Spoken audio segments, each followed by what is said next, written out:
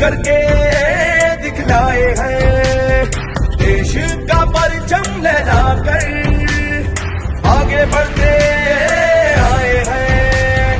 नई उमंग है, नई तरंग है। मला एक नाव दिसतं माझं आणि ते सेवा प्रकोष्ठ संयोजक. मला माहित नाही, खरं सांगतोय प्रांजळपणे, अशी दादांची काम करायची. तो शेखर मुलांनी ताकाला जो मांडायला होत चाहिए.